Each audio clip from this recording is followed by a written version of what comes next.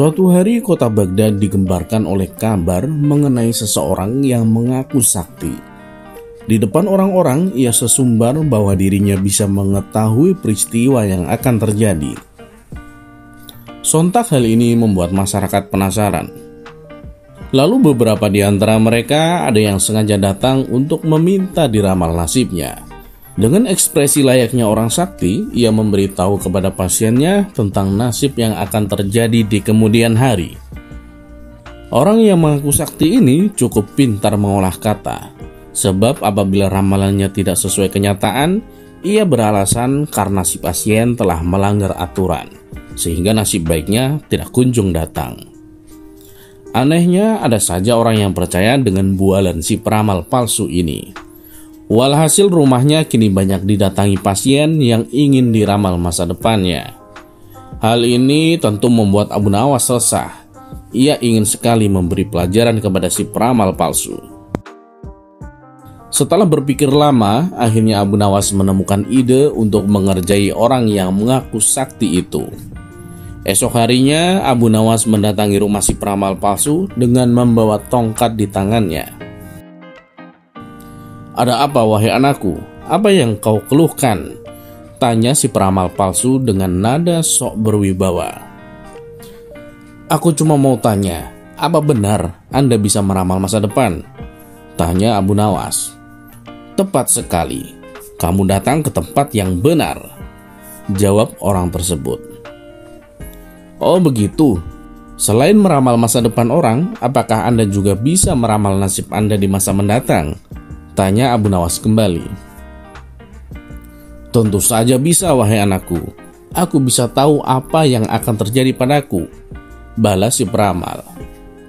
Setelah mendengar pengakuan orang tersebut, tiba-tiba Abu Nawas memukul tongkatnya tepat mengenai kepala si peramal. "Aduh, kenapa kau memukulku?" tanya si peramal kesakitan. "Tadi katanya Anda bisa tahu apa yang akan terjadi pada diri Anda. Seharusnya sebelum saya pukul, Anda sudah menghindar. Berarti Anda pembohong," ujar Abu Nawas. "Tidak, wahai anakku. Sebenarnya saya sudah tahu, bahkan sebelum kamu datang ke sini," kata si peramal berpura-pura. "Tapi kenapa Anda tadi tidak mengelak waktu saya pukul?" tanya Abu Nawas. "Itu saya sengaja membiarkannya," jawab orang tersebut. "Baiklah, sekarang coba tebak apa yang akan menimpamu lagi," tanya Abu Nawas sambil mengangkat tongkatnya. Si peramal buru-buru menjauh dari Abu Nawas. "Kamu pasti akan memukulku," jawab si peramal.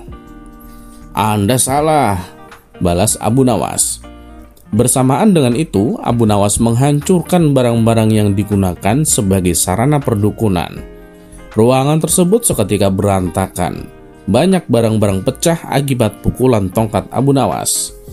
Tak terima dengan perilaku Abu Nawas, orang tersebut lalu mengadukannya kepada Tuan Hakim. Singkat cerita, Abu Nawas dan si peramal palsu diundang ke ruang pengadilan. Di depan Tuan Hakim, si peramal menuntut supaya Abu Nawas dihukum berat, sebab ia telah memukul dirinya dan membuat onar di rumahnya. Abu Nawas, apa alasanmu sampai kamu tega memukul dia?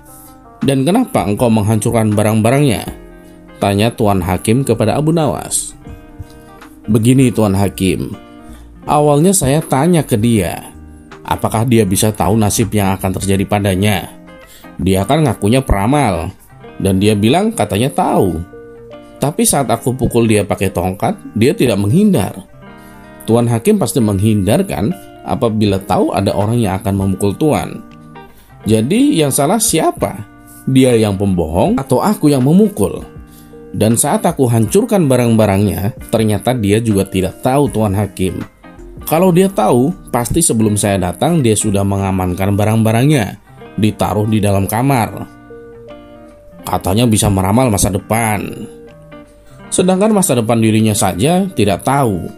Berarti dia adalah pembohong Tuan Hakim," kata Abu Nawas menjelaskan. Ada benarnya apa yang dikatakan Abu Nawas. Kalau kamu memang mengaku peramal, harusnya kamu tahu apa yang akan terjadi padamu. ucap Tuan Hakim kepada si peramal palsu. Akhirnya Abu Nawas pun dibebaskan dari tuntutan hukuman. Sementara orang yang mengaku sakti itu menjadi kapok. Ia tidak berani membuka praktek ramalannya. Ia tidak berani membuka praktek ramalannya lagi.